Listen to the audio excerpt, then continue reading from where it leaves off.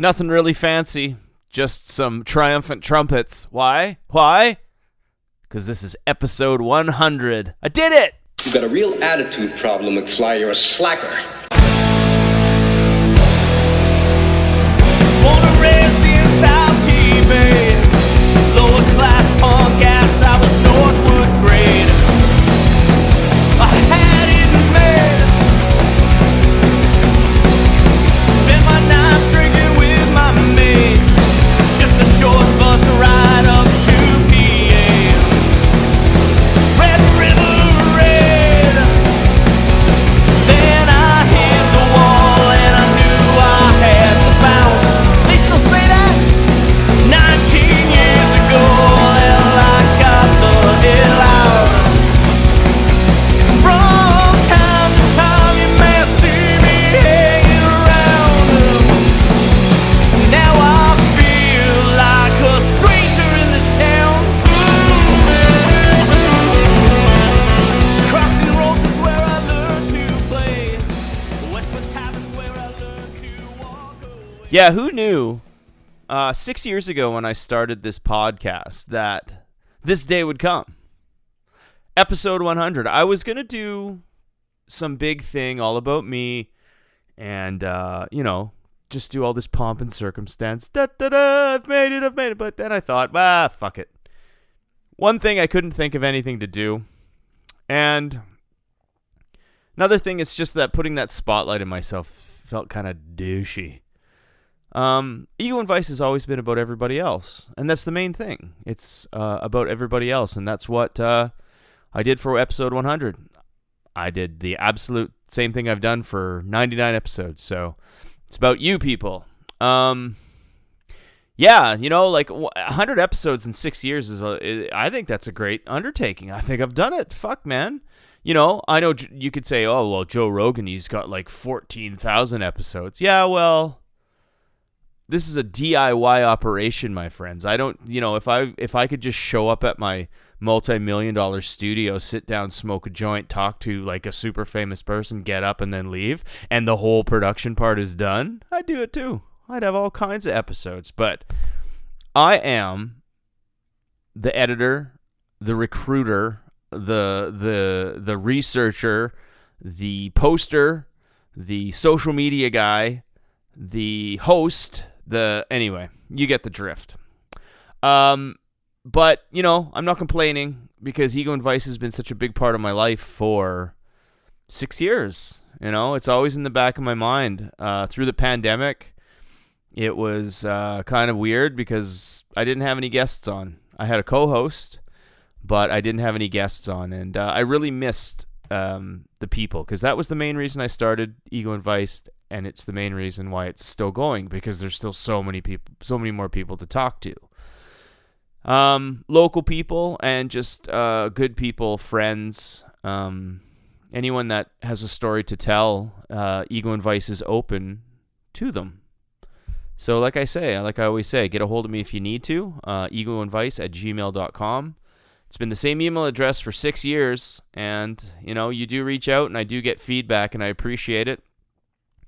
And I ain't looking to change the world with this podcast. All I wanted to do was give back to the Ottawa music scene, the Ottawa arts, Ottawa business, Ottawa, my home, the best way I could. And I'll continue to do it as long as I can, as long as it's still fun. And I don't see it changing. So episode 100, we're here. It's pretty great.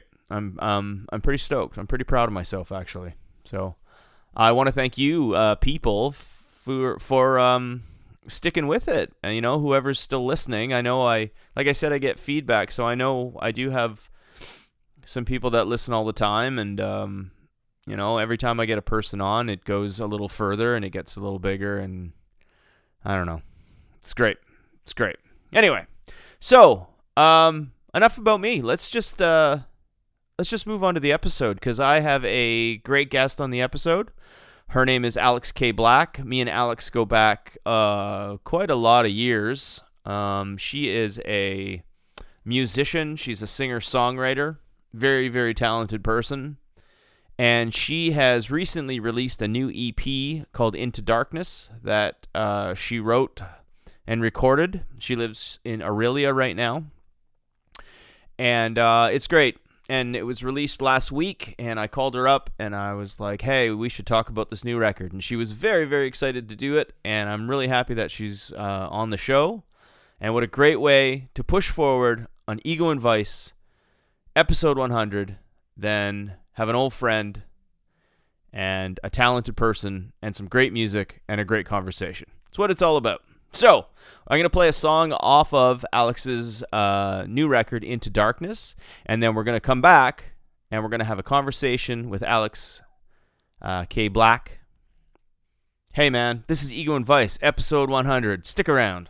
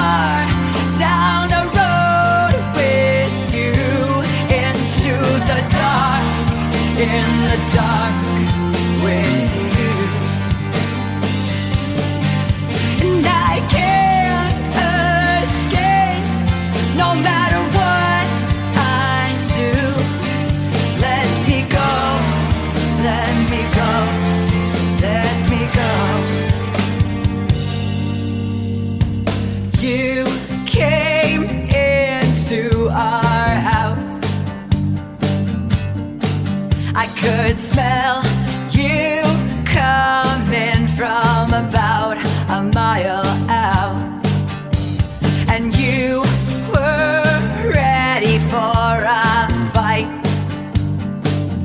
Do you remember? Do you remember that night?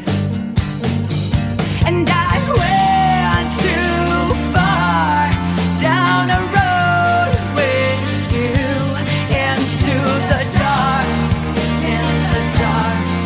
with you. And I can't escape no matter what I do. Let me go, let me go, let me go. And I tried and I tried and I tried, I tried and I tried and I tried, it's over. I tried and I tried and I tried, I tried and I tried and I tried, it's over. Yeah, I tried and I tried and I tried, I tried and I tried and I tried, it's over. Let me go, let me go, let me go. And you came into the drive. I hate you, but I'm thankful that you're still alive. And everyone's gasping for air, and your lover's dying, yeah, she's dying in there. And I went too far down a road with you into the dark, in the dark with you. And I can't escape no matter what I do. Won't you please let me go?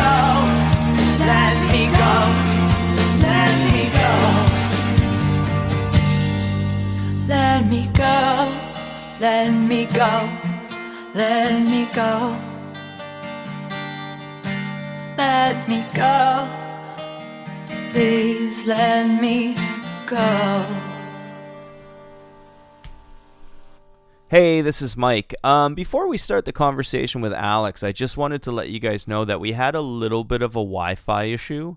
So you might hear a couple of weird little dips in the audio here and there, but I edited out the worst of it, and it still sounds awesome, and everything's fine. But the beauty of editing is that you don't realize that during the Wi-Fi storm of 2023, Alex started in one room. Halfway through the conversation, she was in the basement, and then we finished the conversation with her sitting in her garage. You would never have known that, right? So we're troopers, and we made it through, so can you. Thank you for listening. On to the conversation.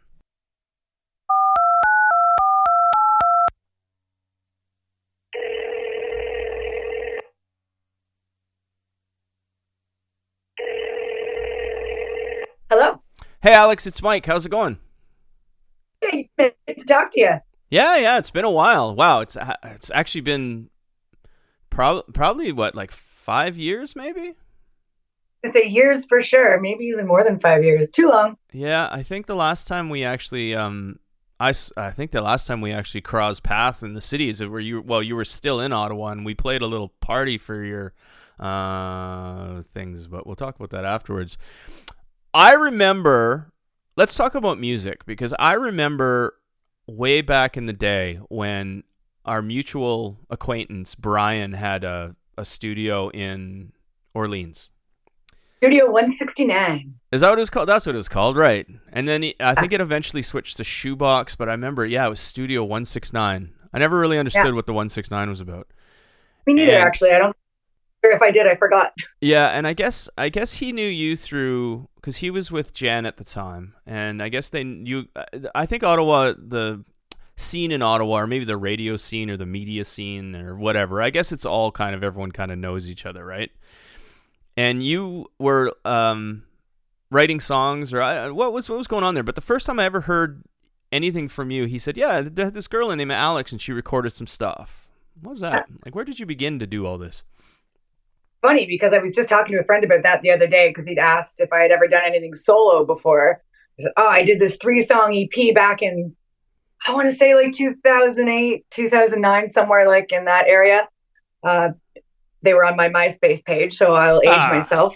Nice. That long lost MySpace page. Amazing. But I went to Ottawa in 2007. I think I was about 22, and I was starting to write and go to open mics, and I had always sang, and I had always written poetry. I just kind of never really put the two together, like in high school and stuff. And I think just going to school for broadcast journalism and kind of learning to write that way, I was just starting to be a storyteller more, and my way with the songwriting. And I actually forget how I met Brian, but it was a great experience. He did 3 songs for me in his basement about lovelorn 22-year-old stuff. And it was called The Trials of My Acoustic, which at the time I thought was brilliant. How did your MySpace do? Was it huge after that, or what? No.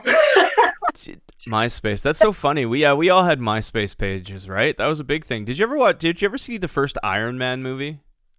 I didn't know. Where he makes I was watching it like a month ago, and there's this scene where he's like talking to this soldier, and they take a picture together, and he's like, yeah, go ahead, post that on your MySpace.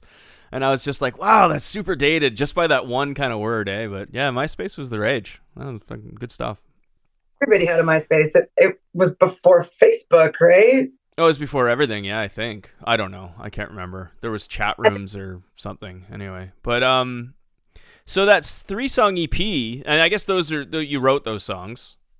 I did, yeah. Yeah, okay. And what did you ever play shows and stuff? Like, yeah, I did my CD release party at Zaphod's back when it was still. Zaphod's was awesome. You could just contact Eugene, and he let people play there, and he let you play your own music, and was just a really cool guy in that way. Something I have a hard time finding that type of attitude when it comes to playing live these days. But I ended up doing 2 shows there, my CD release, and I did another like acoustic night, like I said posters from those nights. Really, really cool experiences. And then I started doing a fundraiser for the Ottawa Regional Cancer Foundation with a friend every year. The Rainbow, we did Live on Elgin, that kind of thing. So that was kind of where that started. And then I ended up in a band for quite a few. Zaphod's was an amazing place, and it's a shame like places like that actually closed down. I find that Ottawa has lost a lot of when I first got to Ottawa, like, I don't know, it's been like 25 years now. That's crazy. But Zaphod's, that's funny because that was the first place I played when I was in Ottawa as well. They used to have a Thursday independent night. It was called Johnny Vegas Funhouse. Do you remember that? I do. I remember the name. Where you could like give him like a tape, like a cassette tape. This was the 90s, mind you. You give him like a cassette tape of your like Ghetto Blaster demo, and he'd be like, okay, I'll give you a gig. But it's a shame. It's the 27. What is it called? The 27 Club now? Yeah.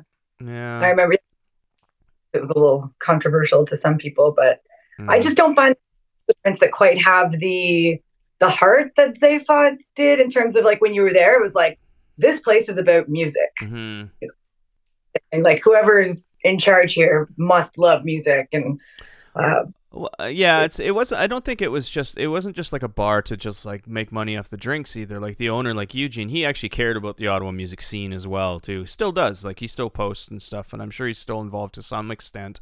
Maybe not in a business sense, but I'm sure he's still a fan. And it's a shame like people like that aren't. Well, they're still around, but it's a shame like establishments aren't, like there aren't more of those things. But I find that, when was this, do you think? When do you think that was? Like 2005? When I was doing my show? Yeah, when was that around? 2008 or 2009, I want to say. So somewhere in that woods. Yeah, between like 2005 and 2010, I had, do you remember Loud Love? I do, yes. Yeah, Peter Hammond was the singer of that, and he was on the show, and we talked about how that era of Ottawa, the Ottawa scene, was just like the best local music scene. Keep in mind I was involved in it, so I guess I'm a little biased. Sorry, I was going to say, when I moved there, it was 2007, and I felt like I got dropped into this really awesome atmosphere of music. I think that's why I started writing. I think it was just a very inspiring place to be. Well, I think it's cool that I look back on that period of time, so it's so just close to me, and it's so important to me, and it's just like, yeah, I remember you were in that scene, so we have that kind of in common, so that's cool. So out of that EP and out of the fundraisers you did, you actually said that you moved on and you started a band. Yeah, well, it was at the time I was doing some open mics, and I went to like a open mic that was like a American Idol or Open Mic Idol. So over 10 weeks, somebody won every 10 weeks. And I won one of the weeks, and I ended up dating a guy that won a different week, a guy named Connor LaFleur. And we ended up, it was really his baby, I guess, but we ended up Goodnight Boy. I don't know if you ever heard. And when we were together, and we were like a duo for probably about 5 years, 4 or 5 years. I played ukulele. We made an album. And then we ended up with a full band in the end. Before I left Ottawa for probably about 4 years, we were doing full shows. A lot of like Mavericks, we played quite a bit. Live on Elgin, we played quite a bit. And I always did the fundraiser every year. So that was Live on, which is an establishment that I love. Yeah, of course. I remember Goodnight Boy because my duo, the Copper Altar, we played with you guys, I think, a couple times.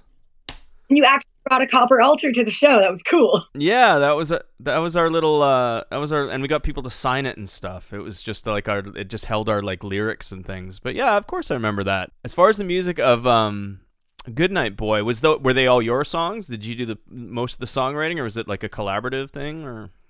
That was mostly Connor. He did most of the writing. I actually kind of got away from writing a little bit when I started in the job I'm in now, and I worked like 1310 was a station that opened in Ottawa, and I worked like 3 months straight. A bunch of us did, getting it together, and he kind of, while I was so busy, started this album and that kind of thing, and it just came together that way. But for the most part, he did the writing, and once it was done, we kind of sat down to work out like the ukulele parts and the guitar parts so that we could play live. Which is what's been really about this new album, is it's the first time in a long time it's mine. Like I and nothing against working with Connor. He was great, super talented guy. It just, he's so, kind of a bit of a music phenom, and he just has so many ideas and he writes so much. It's kind of hard to find your place in it. Yeah, I get that. But yeah, so this new thing, it's cool because it's the first time in a while I've been on my own and kind of forced to stand on my own 2 feet, and it's been good for me, I think. Let's talk about the new record, the new EP, Into Darkness. It's called. Yes. Can you? I've listened to it. I saw it you promoted on social a bit, and I was like, oh, I gotta check this out. And I listened to it, and from the early days of hearing Brian's demos, the demos you did at Brian's, to what I heard on the Spotify tracks, I was super impressed, and I'm really, really happy for you. Because Thank over you. the years, obviously you haven't stopped working because your songwriting has become excellent, and I was really impressed. But the content was pretty personal and pretty heavy. Do you want to just give us a little backstory on how Into Darkness came about? What happened there? If you want, that is. If you're no, I'm good with it now.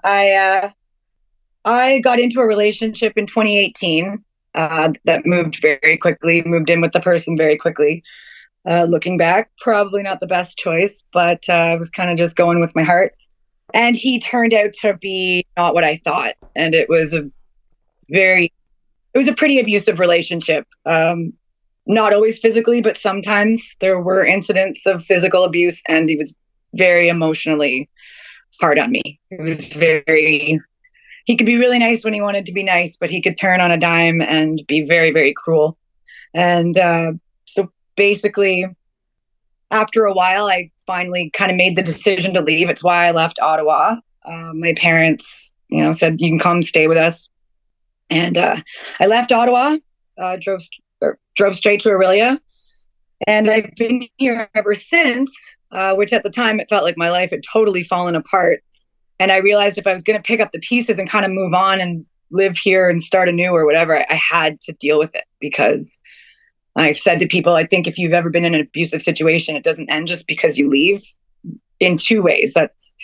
He was still harassing me, and 2, it's in your head. Like, you live it every day. You picture it. You try to go for a walk to calm yourself down, and you wake up and you think about it. I was having night terrors and night sweats and stuff. And I needed to take all the pieces of what happened and put it out in front of me. And I thought the only way I'm going to do this is if I start writing music, and I'm going to be as honest as hell about it. And then once I've finished, I'll decide if I want to let the world hear it. Because at that time I was still not totally, there was people in my life that didn't even really know what had happened. It was like a slow climb out of the darkness to say, well, you know what, he did this to me. This did happen. That happened to me. And I didn't leave right away. I stayed for a while. I don't know why. I don't know. I ended up in this situation that I couldn't really have imagined. And it happens to so many people. So in the end, when it was done, I thought it was cathartic for me. Maybe it could be cathartic for somebody else too. Maybe somebody could hear it. And like anything in life, when you feel like you're not alone, it can be very, very helpful. So yeah, that's kind of where I got with it, and decided I'm going to put it all out on the line, and I'm going to release this as the story that it is. And so, yeah, it's basically my journey into darkness and then back out of it. There's a little hope in that last song, because I was realizing it wasn't having there needed to be some kind of light at the end of the dark. Well, which there was for me in the end. Absolutely. And it sounds, it's super unfortunate that people have to go through, things like that in life, but it sounds like you have an awesome support system as well. You went home to your parents, and it's great to have parents. If I could move home to my parents' house, I totally would right now. I'd leave right now, but I can't do that. So, so that's great. And then to have the outlet to get maybe I understand what you mean, how music can be cathartic, where it's just I have all this pent up energy and anger and emotion and happiness and sadness and stuff. And for creative people, I think it comes out in the pen. Do you know what I mean? Yep. Oh yeah.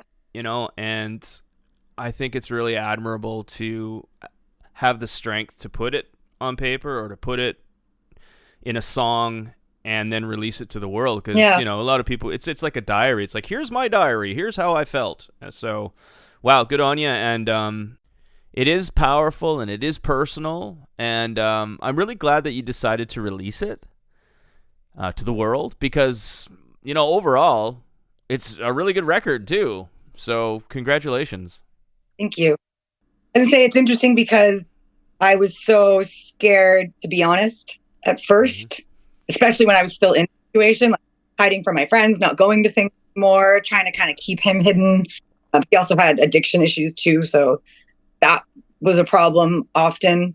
And going from that place of like being so scared to be honest to feeling like this is probably the most honest thing I've like publicly, personally ever done. Like I'm a pretty honest way. I've always been pretty open, but Yeah. it really is like the coming full circle of being scared and hiding, And even when I moved home, I was working in radio out of a basement, and I ended up, when I did my photo shoot for the album for certain lighting, we were in the basement, and the photographer said, like, it's so cool that you hid down here for like a year after you moved home because you were scared and had like this, trauma.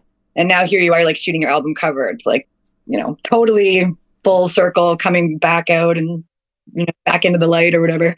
Yeah, and like you said, it's all you, right? Every note was written by you. You played it. It's what you wanted to say, and there you go. And like I said, you should be very proud because it's really good. Hope Under City Lights was written by a guy in Ottawa named Corey McCormick, a really cool guy. So I wanted to shout out to him. He wrote the music and sent it to me when I was still in the bad relationship. Yeah. And after I moved home and started writing, I found the music and wanted to do something with it. So I added that to the album too. So cool, very good. And then co-wrote the last song with the guy that I was in his studio in Barrie, and we co-wrote the last one because I said it's all really dark and it's great and it's honest, but I do feel like writing this album helped me to like the other side. So I'd like to write like a final song that kind of symbolizes that full journey. Absolutely. So his name is Dan Scott. So shout out to you guys. You're awesome. That's awesome. You said you went to a studio in Barrie. What's the studio? It's my friend Dan. He's just got like a makeshift studio in his basement. Yeah, it's amazing. And he just knows what he's doing. So I know it's amazing how common that is nowadays, where it's so easy to record music now too. So that's great. So Are you going to perform any of it? Are you going to do any shows, or is this just kind of like a personal thing that you're putting on the shelf that's there and then? Kind of started that way because, well, in all honesty, I am a single mother. And I work radio hours, so I get up at 3:30. I'm in bed at like 8. So it's just really hard to find rehearsal time. It's kind of like the time I do have, I tend to write and record. Now that it's out there, it's like, it's every time I talk to someone, especially another musician about it, it's like, are you going to play? So I think another friend of mine who lives in Aurelia has a show coming up in a few weeks and said I could come and play a couple of my songs. And then I want to organize a fundraiser, kind of get back to my Ottawa roots for the Greenhaven shelter in Aurelia. That's kind of my goal, and maybe set up like kind of an acoustic thing for now anyway. Because like I said, the idea of getting a full band together and finding the rehearsal time, I think I'm just going to have to be patient and take my time and let that come together organically. Once my kids start school, I'll have a little bit more time. So and that's in September. So again, I did just kind of do it for myself. And because I don't have any real timelines or deadlines or owe anything to anyone, just kind of doing what I can when I can to keep it kind of cathartic. I don't want to let it become this thing that stresses me out. So yeah, that's for sure. And if I may make a point, your garage is the internet hub of the whole place because it's smooth and clear. Smooth and clear here. It's pretty cool too. I got a Folk Festival 1988 poster with Gordon Lightfoot behind me, so yeah, it's a cool place to be too. Awesome. Yeah, I know what you mean about putting a band together because I'm in the Riptides still, but Riptides aren't really an active band though in a traditional sense. Like we don't play shows or jam or anything like that. With my other band Goat, I don't really have any musicians right now. But I'm still writing and releasing music. Well, I'm trying to anyway. Yeah. I am Goat now. I'm actually going up to the studio this weekend to start recording the new album, and I did all that. I did all that by myself too. You don't need a band. Well, that's where I'm at. It's just like it's a little difficult. I find everyone I know seems to be a musician. I have the most talented friends in the world. Mm-hmm. But a lot of them, it's like they rehearse at like 7:00 on a Wednesday, which is totally normal to a normal person that doesn't get up at like 3:30. So like I said, I think I'm going to have to take my time and, figure out kind of who wants to work with me, who can kind of work with my ridiculous hours and just hope for the best. In the meantime, I've got a few friends that like learn the songs on acoustic for some smaller acoustic shows. And I think the songs, because they're so honest and kind of voice heavy, that's my thing, is the singing, is that I think they make nice acoustic versions too, even if the whole thing's not there. Yeah, you could go sit. You could play them anywhere if you wanted to. Yeah. Yeah. I think so. That's good. Yeah. So, as far as, are you still writing? Like, now that these are in the can, as they say, what's on the horizon for the songwriting? I've got 6 songs done, ready to record. That's the other thing. It's like trying to think about live stuff, and it's like, oh, but I really want to like go record this, but I'm not really done with this baby. Like I said, being a mom and working full time and finding the time to do the rest of it.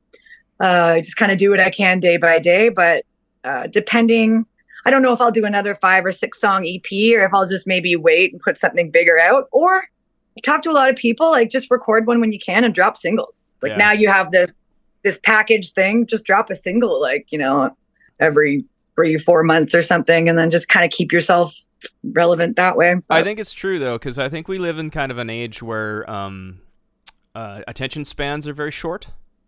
Yeah. And if you drop like a single, even like a 5-song EP, like I'm trying to write like a 15 song. I don't know why I'm doing it. Like I should just do a couple at a time and just release it a couple at a time, but I kind of just want to get it done and move on, right? Because I have all these songs. Yeah. But yeah, I totally think that's the best way to go. If you have just a few songs, just record it, release it, let it do its thing, and then just move on from that. No, definitely. Because if you're like, I'm setting myself up totally for like, I'm going to write all these songs, I'm going to put all this time and money into them, and no one's going to listen to the last 7 of them, right? Maybe the first 4. It's like, I don't know, but I did it. So that's kind of my thing. Yeah. Well, it's just a different time now, even releasing music. Like I'm in a totally different world than 2008 or 9 when I put out Trials of My Acoustic. Sure. Is there you said you're in Orillia? I am in Orillia, yes. Is there a music scene in Orillia? You know what? There's an awesome music scene here. Because every single one of my friends is a musician. It's a really great place for art in general. Cool. Shout out to Orillia. Yeah. Hey, Orillia. Yeah, Orillia, you're awesome. And actually, the album, the randomness of it is I had recorded a video of myself playing a Counting Crows song on a ukulele. And it was a producer from Nashville that reached out and sent me this like audio message, like, oh, I really like your voice, and do you write your own stuff? Like, send me something. And I told people, like, I thought it was BS. Like, I thought it was a scam. Like, I remember telling my mom, like, oh, and I forget how it came to be that I looked a little further into it. And I'm glad I did, because he ended up being the most awesome guy in the world. And now we're like friends and like chat every couple weeks and catch up. And we do songwriting sessions together remotely from Nashville. And again, I said to a friend this week, like, it doesn't mean go for every opportunity that comes your way on the internet, but sometimes the universe will shine on a girl who's been through a thing or two the past few years. I think so. And we are our worst critics. So it's like, what do you mean you like my stuff? No, you don't. You're lying. Yeah, I get it. Exactly. I get it. It was really nice. Shannon MacArthur, shout out to you too. Oh, there you Very go. awesome guy. Great producer. I'm convinced everything I've ever written is a piece of shit, but that's me. We are so hard on ourselves. Like, even releasing it, suddenly it sounded so bad. Like, even parts I liked, I'm like, oh no, it's not good. Like, it's terrible. I can't believe I'm putting this out. Like, I got to take it back. But I am proud of myself. Yeah. And that'll never end. That'll happen forever. No, so it doesn't go away. You just got to kind of push through it and be proud of it and say, this is it. And hope, it, you know, if you like it, that's all that matters. Do it for yourself. It's true. And I'm proud of what it is. So the story and the honesty. And it's not just like a puff piece put out there. It actually has some guts to it. And, you know, and it took a lot of guts to put it out. So way to go. Congratulations. Thank you so much. And I look forward to more. I can't wait to hear the 15-song album you're putting out. I'm going to listen to track 7 through 15. You're going to listen to the deep cuts, eh? I want the deep cut. Well, I'm here for the deep cut. Someone's got to, I guess. That's cool. I'll send you a couple of demos just so you can let me know how I'm doing. Yeah, do it. Love it. All right. Where can we, the good listener, listen to Into Darkness? And where can we buy it? Where can we stream it? All right. So it is available like everywhere you stream. People I've talked to, most people have Apple Music or Spotify. I don't know how you do your podcast. Like I can send you links to put up absolutely. with the podcast link post. Because if I tried to read you off the link right now, I don't know. And it's also on YouTube, which is how most of my parents' friends have actually listened to it. They all found that the easiest because they were like, Spotify. So I thought that was pretty adorable. Yeah. So it's up on all streaming sites. I didn't do hard copies this time around. Like I said, I got a kid and I got to think about where I spend my money. And I think I had 2 people ask for a CD. So I was going to actually. If you had the money to like press it and make vinyl and stuff, all the power to you. But yeah, I would. It's just, yeah. I'm trying to save all my money. Yeah, even when CDs were like the thing, I still have. You remember I was in a band called Our Mistake? I have boxes and boxes and boxes of Our Mistake CDs in the back. Still in the wrapper, I have files of my acoustic. I know, and it's sad. You look at them like, oh yeah. Yeah, especially today with like the means of getting music out there, you don't need to make hard stuff like hard copies. Yeah. It just seems like a waste of money. It looks nice on a shelf and to give to people, but whatever. Well, I think we're gonna cut it off there. Yeah, sure. You got what you need. Yeah, I'm really happy that I got to talk to you and we got to connect. Great talking to you. Before I let you go, is there anything you want to say? Is there any buddy you want to shout out to? Anyone that you didn't shout out to? That type of thing? Well, I think I gave the shout out to the producers, Shannon MacArthur. That's kind of the most important. And Corey McCormick and Dan Schrop, who I wrote with. Other than that, I think it's really awesome that you and I are both making music still. Like I said, it's been a hot minute since those golden days in Ottawa, but I think that's really cool. And I look forward to hearing what you've been doing and really appreciate the opportunity to talk about this album and kind of what it is and what it meant to me to do it.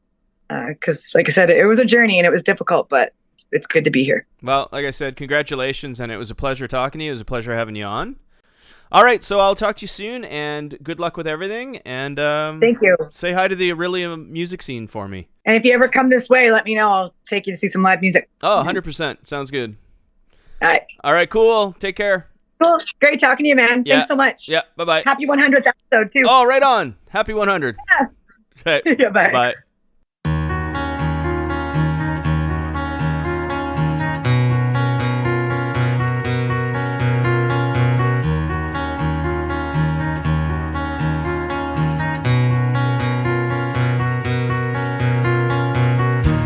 Can't tell, if it's coming. Now I'm scared, but I'm not running. Can't say much to the crowd, 'cause baby, it's not allowed. And she said, where have you been? The bottle under the sequel won't hide your darkness. The things you say don't hide what's in your eyes. Can't pretend that it's nothing.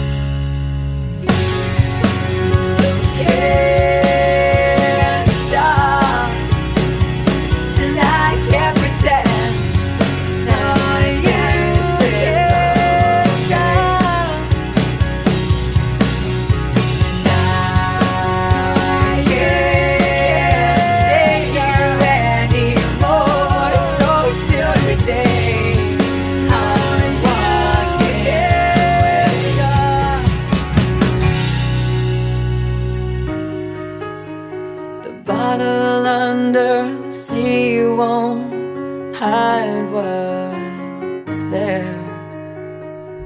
It's in your eyes. All right, so, well, I guess that's it for me. You only get 100 episodes, the first 100 episodes, 100 times once. 100 times once. Yeah, I don't know what that means, but yeah, okay. Anyway, that has been episode 100. Thank you so much for sticking along this long, and there'll be a lot more to come in the future, and I couldn't do it, and I wouldn't do it without you. So, thank you. Thank you to Alex Kaye Black for being on the show, taking her time to do it. It's awesome, and I look forward to seeing what you got coming up.